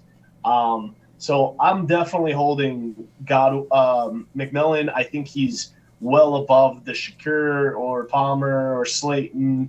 I think Higgins obviously is above him, but I would assume McMillan was more in that category. And I would say Shakir is probably the receiver out of the Bills that you want to target. He's that safety net over the field and should get more targets, especially in a PPR league. Palmer, I think I'm more selling. Even though I just did get him, I think I'm selling him off the hype. He's only 25. He has that potential, but they have Keon Coleman. They have Shakir. They have a running game that's going to be taking over half of their offense. I just don't see Palmer really exploding, but, maybe you can get someone to believe that hype. And get a decent pick for him. Slayton, I felt the same way. He's been very consistent and good for the last few years, and I thought if he went to a better spot, it would have been maybe his breakout time. The Giants, it's going to be a struggle. Behind Neighbors is going to command most of the targets, so I think he's better than that landing spot. And then the rest of the receivers, I'm almost barely rostering. I think Hopkins, you might have been a little more optimistic than I would be. I just don't think they haven't really supported too many receivers since Lamar's been there. Is Zay Flowers hurt? That's the only thing I'm thinking. Did he get hurt at the end of the year? Maybe missing some time? I don't think he did. I think everything that I'm going to see here is I think he's going to be pretty healthy. Right. Okay. Yeah. So I wouldn't. They have 2 tight ends. They have Lamar and Henry rushing. They still have Flowers. I just don't see any upside for Hopkins, and he's now 33. I think if you can get a 3rd round pick, even if it's a late one, just take it and try to move on, get something. Yeah. You got to look for, a chance for upside rather than, maybe he'll start a week or 2 in a bye and then retire in a year, and the rest of those guys are pretty irrelevant.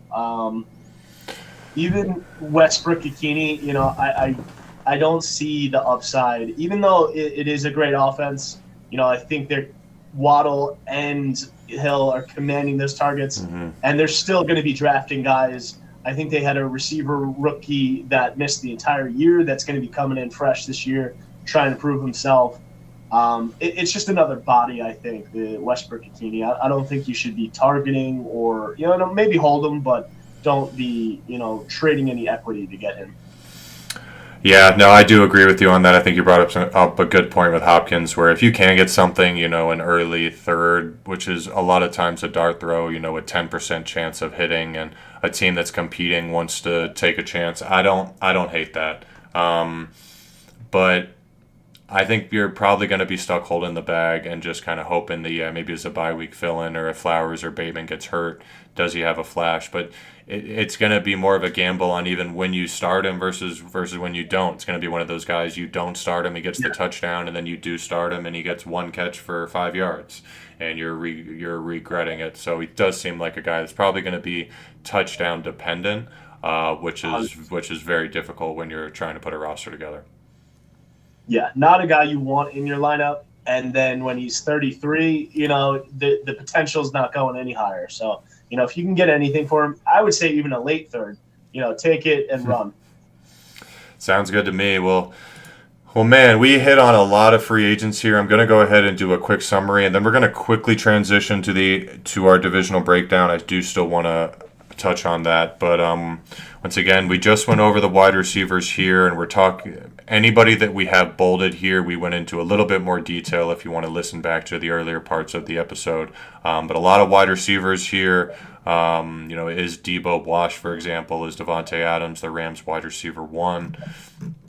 Talked about tight ends, the big names, Evan Ingram to the Broncos. Is he that Sean Payton Joker role? Mike Gesicki to the Bengals. I like that extension. He was really a safe bet, but really more of just a fill-in guy. I would hate for Mike Gesicki to be my tight end 1 that I'd be relying on for the whole season. Running backs, with how strong the running back class is, the veterans, not a lot of guys were really excited about. Aaron Jones to the Vikings, sure, but do they even draft a rookie running back, and what's that competition like? Javonte Williams, the Cowboys, you're probably selling on that upside of the Cowboys name, but I mentioned I think there's a decent chance he could be the week 1 starter just because the Cowboys rarely kind of give that job to the rookie. So wouldn't be surprised if Javonte starts the season, but then ends up losing the job a couple weeks down the road. And then Najee Harris to the Chargers. Seems like potential to have double-digit touchdowns. Seems to have the potential of a top 12, top 15 RB in 2025 specifically. But it is just a 1-year deal. What does that look like long term? The money really wasn't there, so it really was a prove-it deal. But this is a guy 1,000 yards every single season. His best ability is availability. He's played every game of his career. So I think he's a pretty safe bet. I think he's a safe RB2 if you can get him. And then QBs, a couple guys, traded in new contracts, Geno, Darnold, Fields, Jones. We touched on those 4 guys specifically and their potential there. We talked about Sam Darnold compared to Geno Smith. I think we both lean a little bit on that Geno side, but I think we see both Geno Smith and Sam Darnold being QB2s. Justin Fields has that potential to be the QB1 upside, have a top 10 finish, but I don't think either of us are really buying Justin Fields with that hope of a long-term potential. I think that kind of scares us, where does he have the job a year from now or 2 years from now? If he has a top 10 finish, I think it's likely that he does, but I think you're hoping that he has the top 10 finish.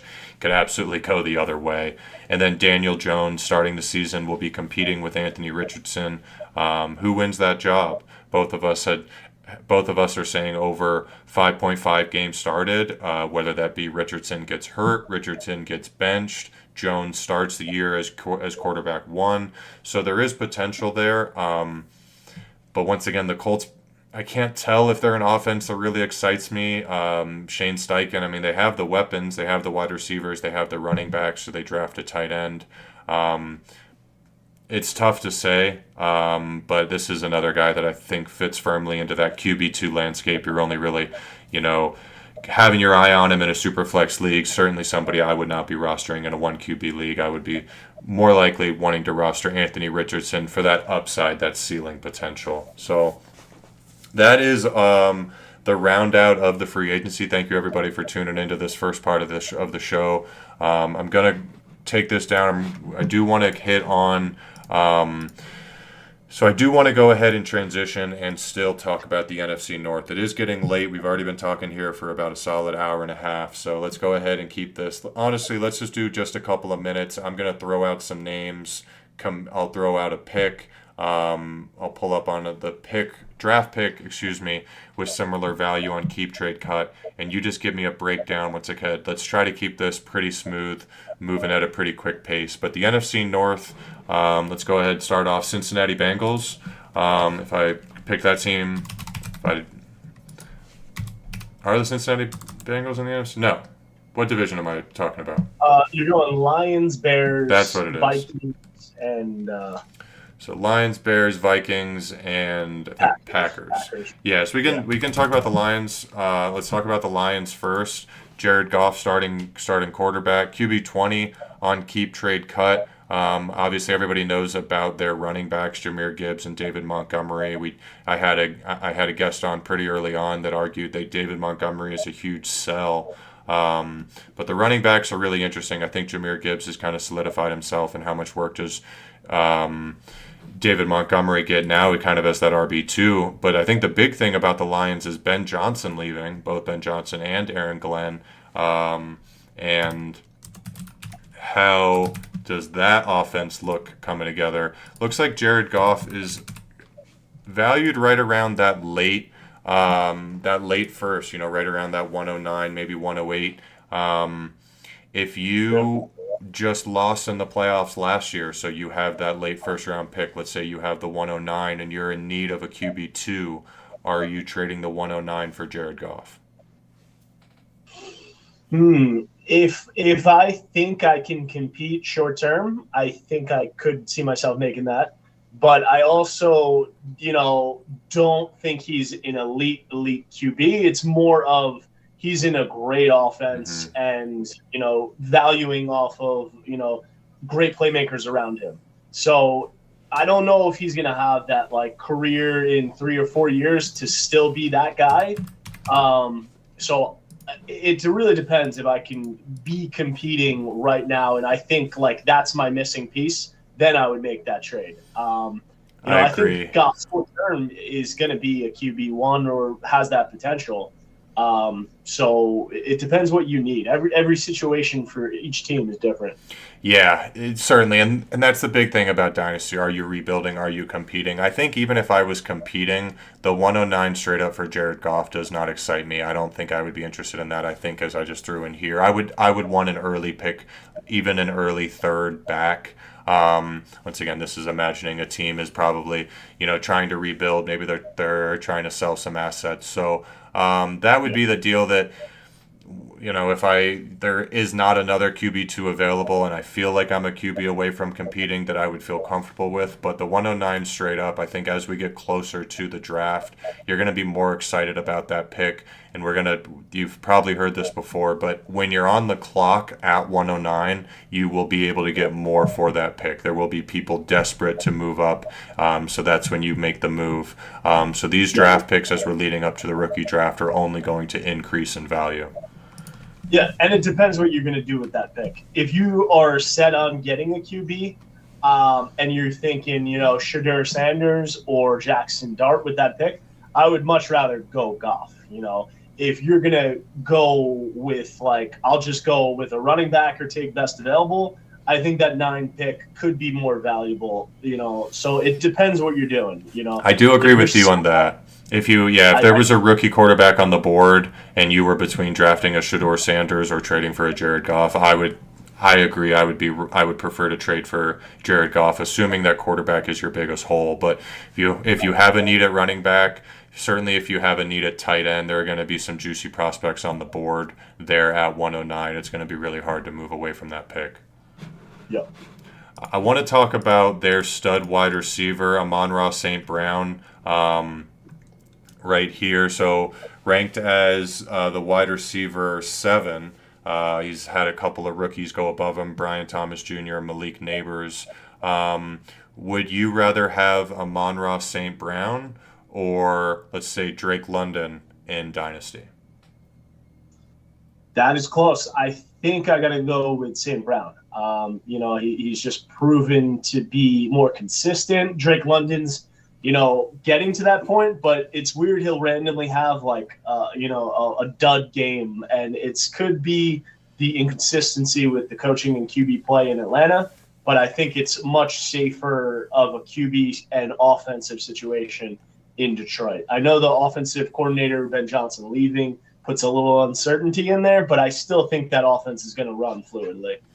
And I agree. I think the Drake London upside is the hype around Michael Penix. Probably a better question would have been Amon-Ra and Puka.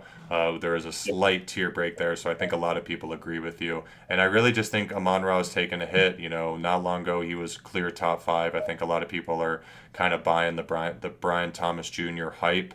And once again, two rookies solidifying themselves in the top five is going to push some guys down. Yeah.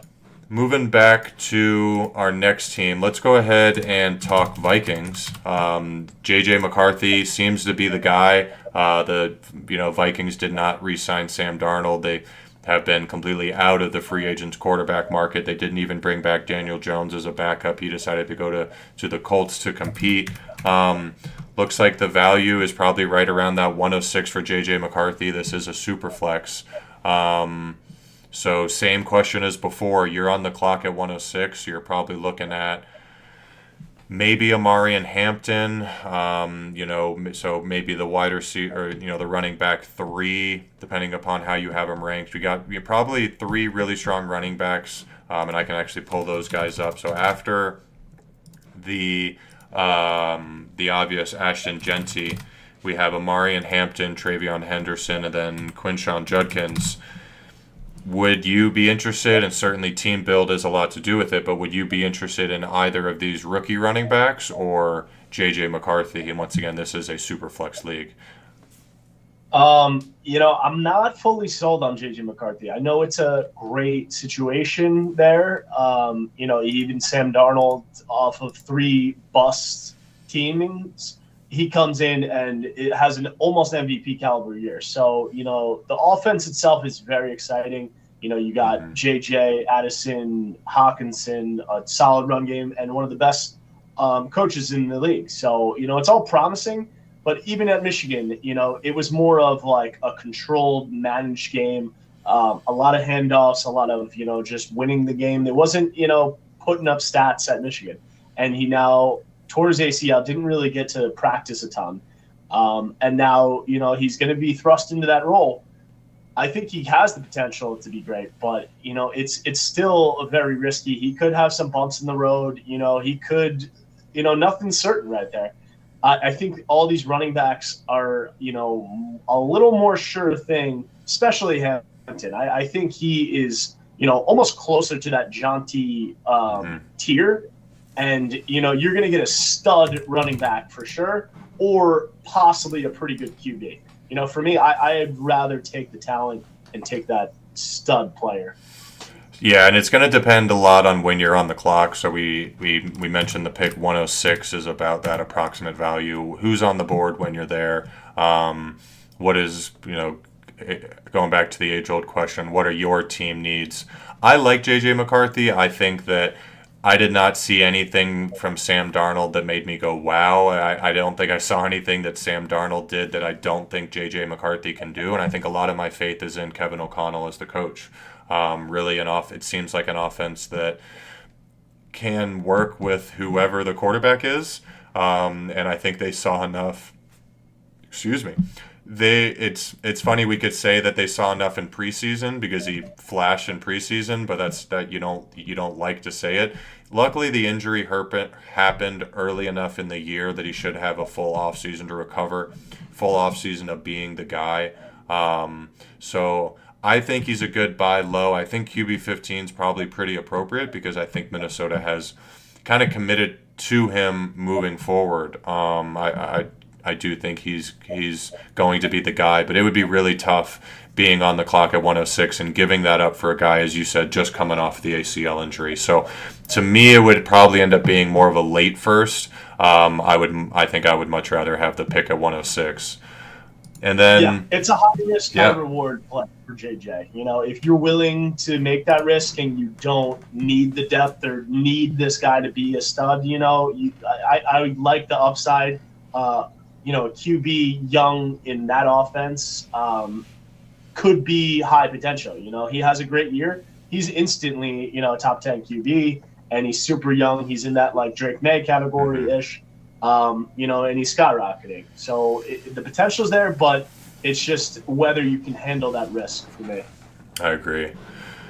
So I'm just going to quickly touch on Justin Jefferson, everybody's favorite Minnesota wide receiver. He still is, I think, unanimously the wide receiver 2 in Dynasty. After the Jamar Chase Triple Crown year, it would be hard to not put Chase first.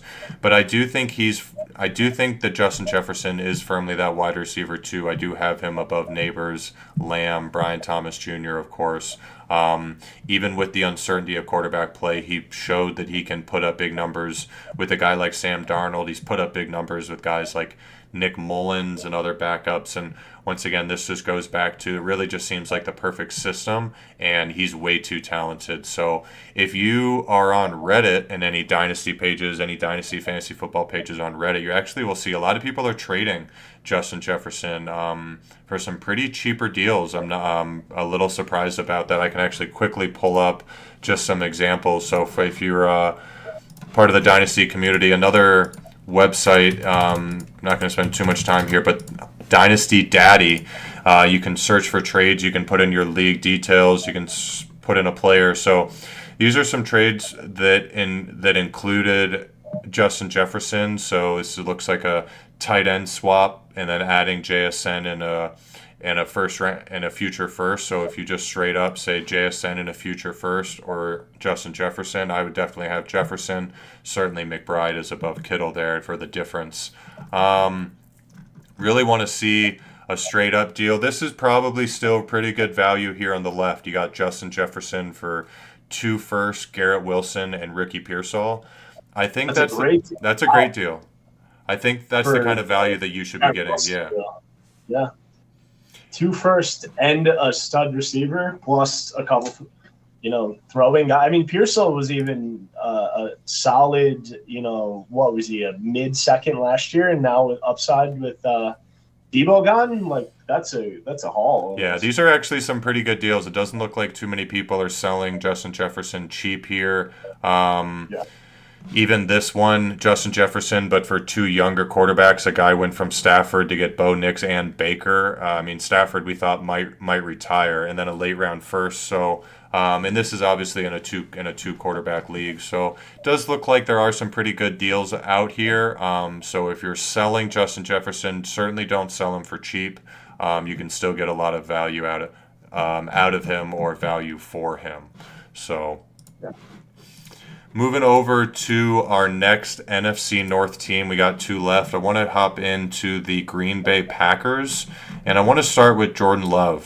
So obviously we're breaking down the quarterbacks for all these teams first, seeing their value. I see here on Keep Trade Cut, Jordan Love and Bo Nix are practically identical in not only points, but they're right next to each other. You got Jordan Love at QB 11, and you got Bo Nix at QB 12.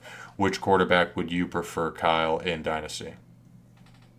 That is pretty close, to be honest. I think I would lean Love just more because he's done it a little longer. He's got, I think better receivers in total. They have like 4 good receivers, but it's pretty close. Bo Nix had 1 good year, and, he really impressed, better than I thought he would do. And it was his rookie year. So, that is really close. You have a good feel on that? I like Bo Nix, I think, for the potential, for the upside. But I was kind of hoping Green Bay might bring in another wide receiver. I don't love the wide receivers. It just seems like a carousel.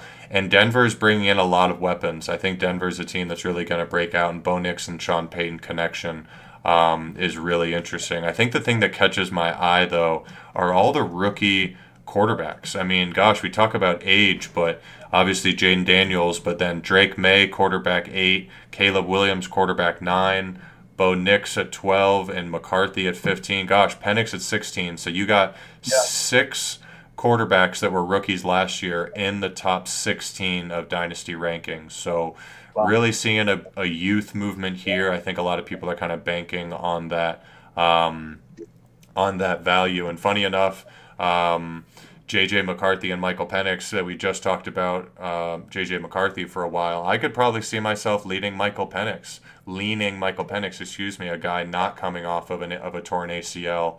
Throwing to Drake London, got some really good weapons. Bijan Robinson is fantastic. So some really interesting conversations here. The only reason I would give a slight advantage to McCarthy is because of the offensive coordinator. I think, he's proven to take any QB and do well, while the Atlanta has really struggled to, find success. Even bringing in Kirk Cousins, I know he came off the Achilles, but he struggled. And then, they had a few come in and, weren't high caliber guys, but they've just not produced. So, there's not a full connection between QB and coaching there. So I would lean, the system for JJ, but, Penix, I think, is the better player. So it is close, but, slight lean for JJ for me.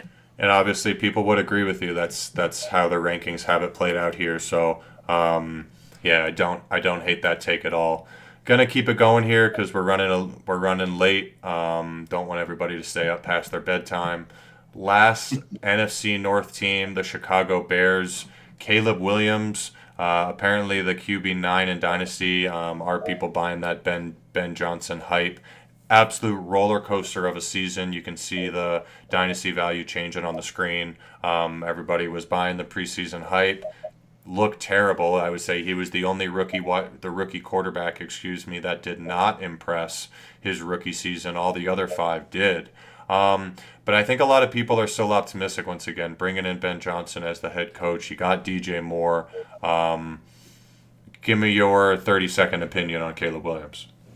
Yeah, I'm high on the, year 2 turnarounds. I think bringing in the offensive line help is key. Mm-hmm. They really addressed that issue. That was the biggest problem. He took a lot of sacks. It wasn't really the interceptions. It was, the pressure getting to him and just really getting behind the chains. And I think bringing in an offensive coordinator that had a lot of success is just really going to give him confidence. They already have playmakers around him in Odunze. They still have, oh my God, I'm losing it, DJ Moore. So, they have 2 bona fide studs. I think Keenan's going to be gone, but they have a good collective group and the offensive line now to protect him. So I think should be top 10, could be top 5 with everything going right. But, there's still a lot of risk.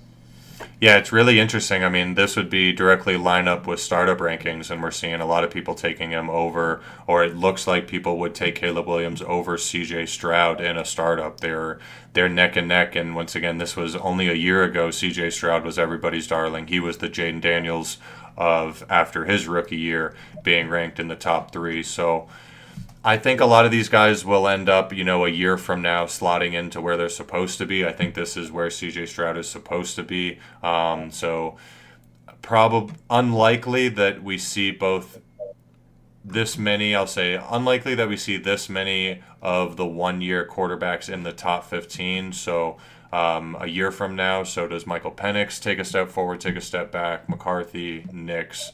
But yeah, a lot of really good young talent, stud quarterbacks in the league right now. It's a very exciting time. And then the last guy I want to bring up, just one more name before we end it here for the night. You brought up DJ Moore for Chicago. A lot of people feel like he maybe was a buy low this offseason, but it's hard to say that now. I think a lot of people are interested in the hype around, once again, Ben Johnson. So I got a name here right next to him, though, DK Metcalf, who just signed the contract. Actually, let's not do that because he did just sign the contract. Looks like he's moving up a lot. He's already moved up 7 spots recently. But would you rather have DJ Moore or Chris Olave in Dynasty? I think you got to go DJ Moore right now just because, the potential in that offense, Keenan leaving and, more targets going to go to him. And then the offensive line improving. It should give them more chances to get some deep balls. I think his chances are growing. And then Chris Olave has a lot of, similar to that concussion. I think he has 3 or 4 now where, they shut him down for the year, and the Saints are looking at another possibly rebuilding year. It could be, they take it slow with him. He's just a risky player. So I think maybe let's compare him to Zay Flowers. Let's move up one. Yeah.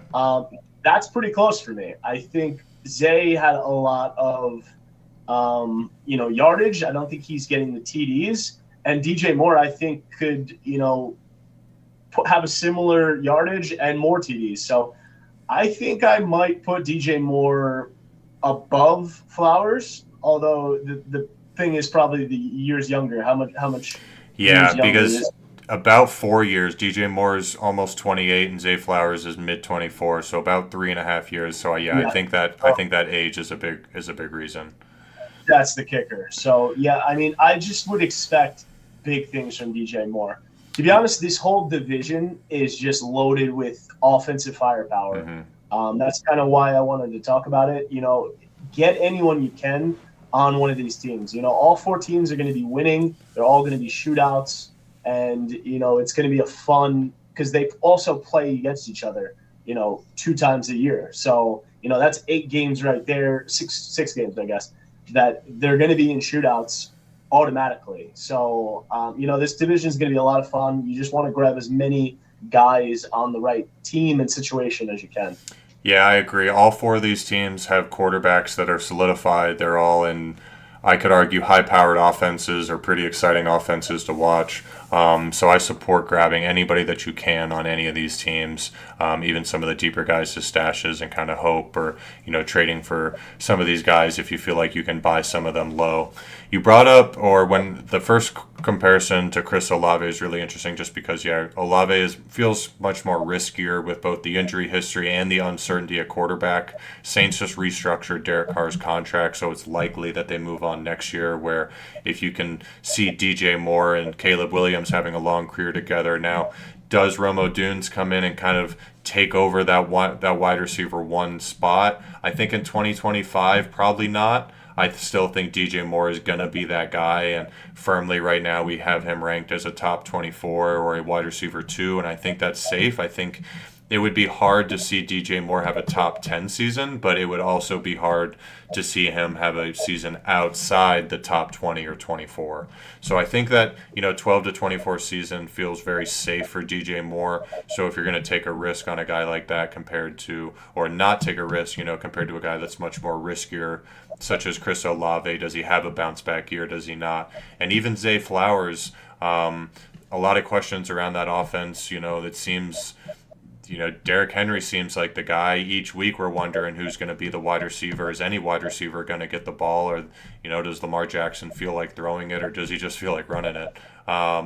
So I do agree, or I can see the argument for DJ Moore. I think he's a very safe player, especially at his age. So, yeah, I like that. Yeah. Well, I'm going to go ahead and wrap us up there, man. I really want to thank you for... I'm going to switch over here back to this if I can get this working. Doesn't look like anything's really working. So, had a lot of technical difficulties today, but thank you everybody for tuning in and following along. Please follow along on Twitter. Keep an eye out for, we're going to try to do weekly live episodes on YouTube. Going to continue with the divisional breakdown. Still got some exciting free agency news maybe to come the rest of this week. But Kyle, do you have any parting thoughts for the people? No, thanks for having me on, Sean. This is awesome. Just love, talking, discussing our thoughts, because, I know just like myself, we're obsessed with this, and we're always thinking, who's the guy we want to grab, and we want to be first to it. So talking it out, and, it makes sense. Yeah. So, I think once the draft comes, that's where a lot more is decided. So, a lot more to come. I'm excited. Certainly. The NFL draft will certainly tell us a lot, but free agency was a very exciting period. But all right, guys, with that, I'm gonna go ahead and close it out. Thank you, everybody.